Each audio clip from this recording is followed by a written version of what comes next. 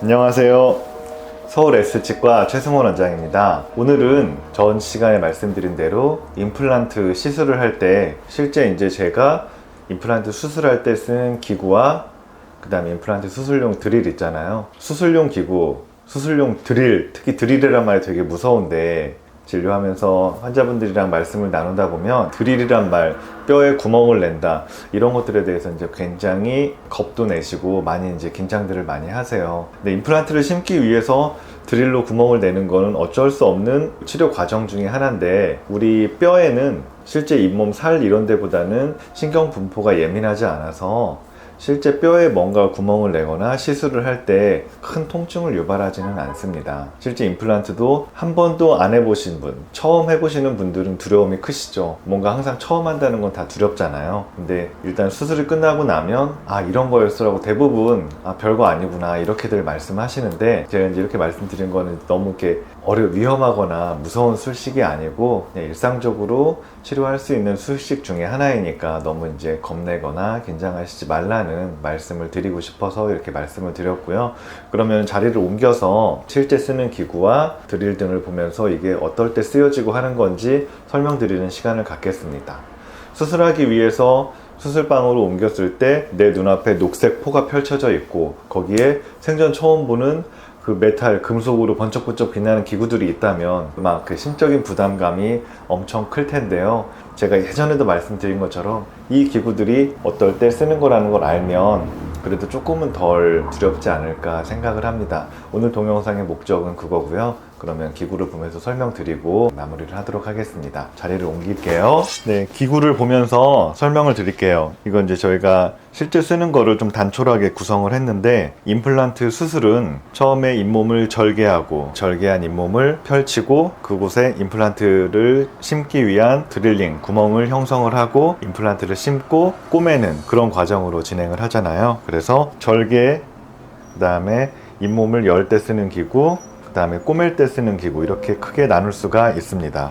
미러와 핀셋, 그리고 이거는 이제 저희가 치과에서 익스플로러라고 표현을 하는데요. 끝이 뾰족한 이렇게 양쪽의 모양이 다른 이런 식으로 구성이 되어 있는데, 이 익스플로러는 우리말로 하면 탐침이라고 쓸 수가 있고, 치아 표면에 충치가 있거나 이런 걸 때 체크할 때 쓰는 기구인데, 미러 핀셋 익스플로러는 저희 치과의 기본 기구로서 항상 모든 세트에 들어가 있는 기구예요.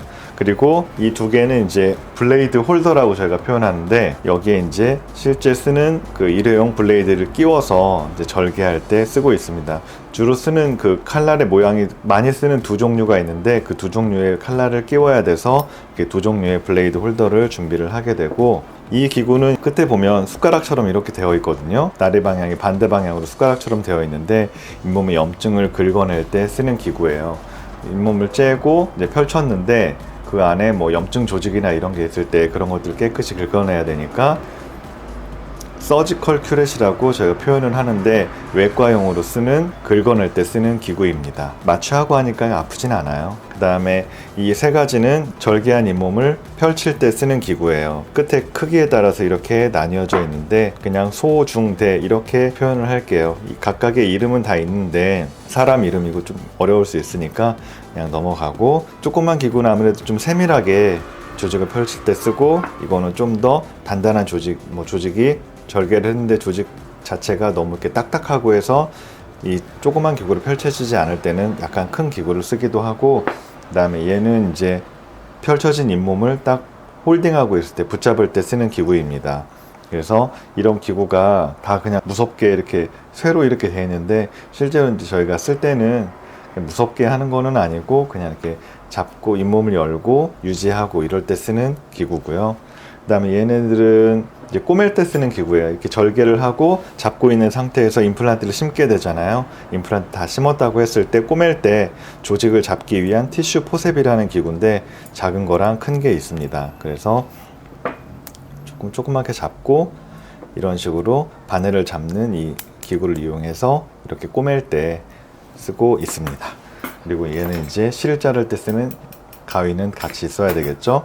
그래서 대략적으로 저희 병원에서 수술할 때 쓰는 기구를 펼쳐서 한번 내용을 말씀드려봤는데, 무작정하고 일별을 하면 이게 다 쇠로 돼 있고 녹색 쇠 너무 무섭구나 이렇게 생각이 들 수 있지만, 그냥 하나하나 기구들이 실제 입안에 들어가는 기구들이라 사이즈도 크지 않고, 뭐 예를 들어 정형외과나 일반 외과에서 수술하는 기구들은 되게 사이즈가 크거든요. 그럼 정말 무서운데 이거는 조그마니까 좀 덜 무섭지 않을까. 무섭긴 다 무섭겠지만 덜 무섭지 않을까라고 생각하고 싶습니다. 그래서 이런 식으로 기구를 사용해서 수술을 하고 있고, 마지막으로 이 임플란트 키트를 보면서 간단히 설명을 드리겠습니다. 저희 병원에서 쓰고 있는 그 실제 임플란트 시스템들이에요. 처음 이거는 이제 오스템의 임플란트인데, 오스템은 이제 많이들 아실 거예요. 오스템에서도 이제 예전에 한번 그렇게 질문하신 분도 계셨는데, TS, 오스템에서는 실제 TS, CA, SA, BA 이런 식으로 표면 처리에 따라서 달리 해가지고 나오는데, 이 TS라는 거는 임플란트 보철 연결하는 방식이나 나사의 모양에 따라서 몇 가지 종류가 나뉘어져 있는데, 저는 그 중에서 이제 TS라는 이런 타입의 임플란트를 선택을 해서 사용을 하고 있고, SA는 이 TS 임플란트의 표면 처리한 방식을 여기 써놓은 말입니다. SA가 아무래도 오래되고 큰 문제가 없이 지금 잘 쓰여지고 있어서 저는 SA를 가장 선호를 하고 있는데, 요즘에는 BA나 CA 이런 것들도 이제 쓰시는 선생님들도 계신데, 개인적으로 컴퓨터 같은 것도 만지는 것도 좋아하고 전자제품 같은 것도 좋아해서 얼리 어답터까지는 아니지만 좀 일찍 이렇게 새로운 게 있으면 한번 해보고 싶은 그런 거는 있는데, 임플란트에 관해서는 저는 많이 보수적이에요. 그래서 회사에서 새로운 제품이 출시되다고 그걸 썼는데 그게 만에 하나 만약에 뭔가 에러가 있어서 빠지거나 문제가 생기면 이거는 큰일 나는 거잖아요. 새로운 제품이 나왔다고 하면 그걸 이제 다른 누군가가 쓰겠죠. 그래서 썼을 때 큰 문제가 없다라는 게 확인이 되면 그때 이제 조심스럽게 한번 도입해서 쓰는 편이고, 임플란트라는 게 한번 식립해서 적어도 10년, 20년, 30년 써야 되는 치료인데 확실하게 검증되지 않은 걸 쓰기는 그래서 저는 이제 보수적으로 사용을 하고 있습니다. TS는 이 SA 표면은 실제로 이제 오스템에서 출시한 지가 거의 10년이 훌쩍 넘어 있고, 현재까지도 별다른 문제 없이 뼈랑 잘 결합하고 잘 쓰여지고 있어서 이 SA를 선호하고 있습니다. 그 다음에 제가 쓰는 게 이제 또 덴티움이라는 임플란트인데요. 덴티움은 이제 오스템은 TV에서 광고를 많이 하니까 이제 많이 아실 테지만, 덴티움에 대해서는 잘 모르실 수도 있는데, 이제 여기는 SA라고 표현했는데 덴티움에서는 이제 원래 이 표면 처리 이름이 SLA거든요. 그래서 SLA라는 그 표면 처리, 임플란트 나사 표면을 거칠게 하는 방법 중에 하나인데, 그 SLA 표면으로 여기 같은 경우는 거의 15년 이상을 동일한 표면 처리로 잘 쓰고 있어서, 그리고 저도 이제 덴티움 임플란트를 사용을 하고 있는데 큰 문제가 없어요, 지금까지. 그래서 덴티움도 잘 쓰고 있고, 그 다음에 네오바이오텍이라는 회사의 임플란트도 사용을 하고 있습니다. 그래서 이제 제가 현재 국산 임플란트는 3종류의 임플란트를 쓰고 있는데, 이 네오바이오텍의 임플란트 마찬가지로 SLA 타입이에요. 근데 여기는 뭔가 좀 더 SLA에서 좀 더 뼈랑 더 잘 결합하게 하기 위해서 또 한 번에 뭔가 처리를 했는데, 어쨌거나 네오바이오텍 임플란트도 굉장히 결과가 좋고, 제가 심었을 때 식립감도 좋고, 그래서 좀 특정한 경우에 특히 뼈가 너무 단단하거나 할 때는 오스템이나 이런 게 잘 끝까지 안 들어가는 경우들이 있어서 그때그때 제가 쓸 수 있게끔 하기 위해서 네오바이오텍 임플란트도 준비를 해서 사용을 하고 있습니다. 환자분들께서 보시면 왜 하나만 쓰지 3개나 쓸까 그러실 수도 있는데, 뼈의 상태라는 게 환자마다 다르고 똑같은 뼈가 없어요, 그 시술을 하다 보면. 그래서 그때그때 원하는 만큼 임플란트를 집어넣고 기능을 하게 할 수 있으려면은 뭔가 한 가지만 가지고 쓰기에는 조금 그렇더라고요, 제가 시술을 하다 보면. 그래서 이제 이렇게 사용을 하고 있습니다. 마지막으로 외산 임플란트는 제가 아스트라라는 회사의 임플란트를 쓰고 있는데, 아스트라는 스웨덴의 제품이고요. 제가 저번 동영상에서 국산 임플란트는 이제 대략 역사가 한 20년 정도 됐다, 막 시술되기 시작한 지가, 그렇게 말씀드렸는데, 아스트라는 제가 태어나기도 전부터 시술됐던 임플란트입니다. 이게 1960년대 중후반부터 쓰여진 걸로 제가 알고 있는데, 좀 있으면 이제 거의 아스트라가 시장에 나온 지 환갑이 다 되는 나이인데, 그런 오랜 시간 동안에 그 데이터가 쌓여 있고 회사에서도 업그레이드를 하면서 왔기 때문에 아스트라는 굉장히 믿음이 가고, 뼈가 골질이 다 좋고 괜찮다라고 하면 어떤 임플란트를 쓴다 하더라도 크게 뭐 결과에 차이가 있지는 않은데, 골질이 좋지 않고 뼈 이식을 많이 했던 케이스 같은 경우는 아무래도 아스트라를 심었을 때 조금 더 든든하다고 해야 되나, 마음적으로 안심이 되고 이런 부분들이 있어서 악조건일 때는 아스트라를 많이 추천을 드리고 있어요. 임플란트의 종류는 이와 같고요. 이거는 이제 오스템 임플란트를 심기 위한 키트예요. 보면은 이렇게 보시면 드릴의 종류가 엄청 많죠. 근데 실제로 이제 쓰는 거는 이 중에서 몇 개 안 돼요. 임플란트가 이제 직경이 여기 보시면 뭐 3.5, 4.0, 4.5, 5.0 이렇게 되어 있는데, 실제 임플란트의 지름이 3.5mm, 4.0mm, 4.5mm, 5.0mm 이렇게 나갑니다. 그래서 제가 저번에 그 임플란트 역사 관련된 동영상에서 개요를 설명드릴 때 말씀드렸지만, 어금니 같은 경우는 적어도 4.5나 5.0 정도의 직경을 갖고 있어야 그 임플란트가 기계적으로 힘을 받았을 때 장기간 오래 버틸 수 있다고 생각되고, 뭐 작은 어금니나 앞니 같은 경우는 뼈가 얇고 치아 자체가 사이즈가 작기 때문에 3.5나 4.0을 심기도 합니다. 여러 가지 드릴이 있는데 숫자도 잔뜩 적혀 있는데, 이거는 뭐 제가 예를 들어서 4.5mm짜리 임플란트를 심고 싶다고 하면 이거는 다 똑같은 4.5mm짜리 임플란트를 심기 위한 드릴이거든요. 다만 빼서 보면 길이가 이렇게 차이가 있습니다.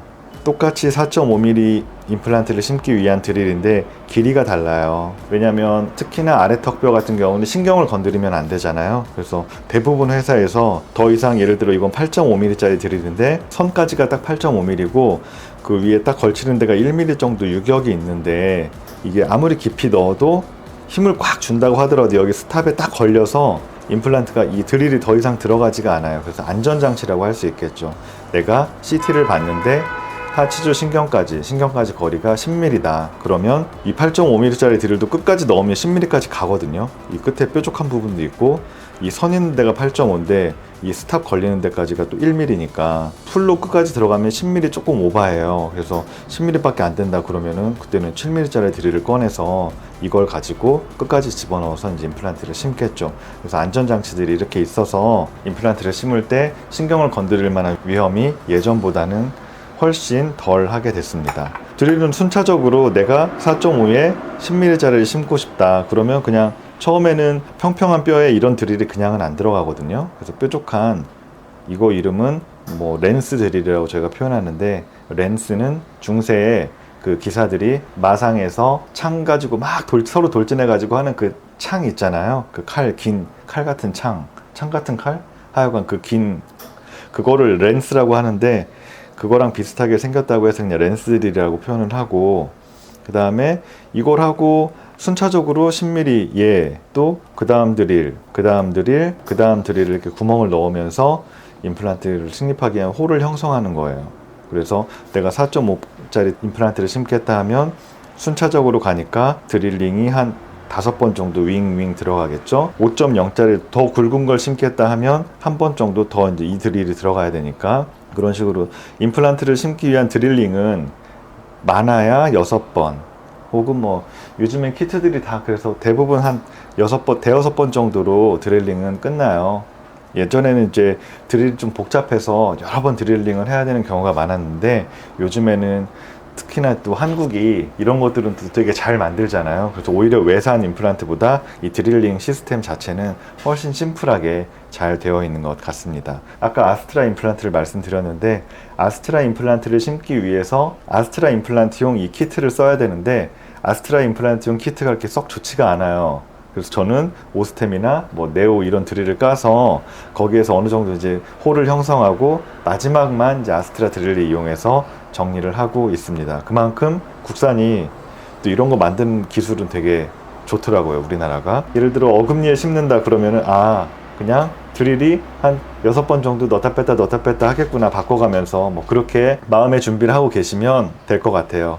이 드릴링 무서워 죽겠는데 언제 끝나지? 라고 하는 것보다 5.0 굵은 걸 심을 때는 한 6번 정도, 좀 더 가는 걸 심을 때는 뭐 한 4번, 5번 정도에서 끝나겠구나라고 마음의 준비를 하고 계시면 조금 덜 불안하지 않을까요? 그래서 드릴에 대해서 간단히 말씀드렸고요. 여기는 이제 임플란트를 심기 위한 뭐 기구들이 몇 개 들어있는데 이런 것들은 이제 참고만 하시면 될 것 같고, 이 드릴 키트를 보여드리는 목적은 이렇게 많은 드릴을 내 입안에 다 쓰는 건 아니고 실제로는 한 5-6번 정도 그 중에서 몇 개 선택해서 들어간다, 이런 말씀을 드리고 싶었습니다. 그러니까 너무 무서워하지는 마시라고 설명드리고 싶고요. 그 수술 기구와 임플란트 기구에 대해서는 이 정도로 설명을 마무리하도록 하겠습니다. 설명은 좀 잘 이해가 되셨는지 모르겠어요.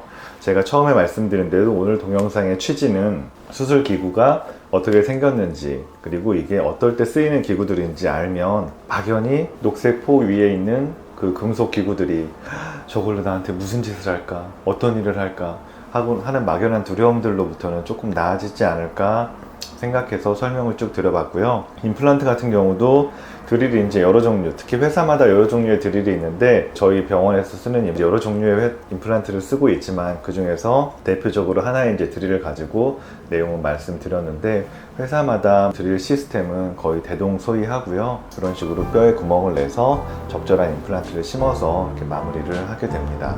임플란트 시술 자체는 뼈 이식을 많이 해야 되거나 그런 게 아닌 이상은 크게 막 많이 붓지도 않고 일반적으로 큰 불편함 없이 끝나는 경우가 많으니까요. 그 임플란트 시술을 앞두고 계신다면 너무 두려워하지 말고 그냥 해보면 이런 거구나 라고 금방 아시게 될 거라고 생각을 합니다. 오늘도 시청해 주셔서 감사드리고요. 다음 주에도 더 좋은 내용으로 준비하도록 하겠습니다. 감사합니다.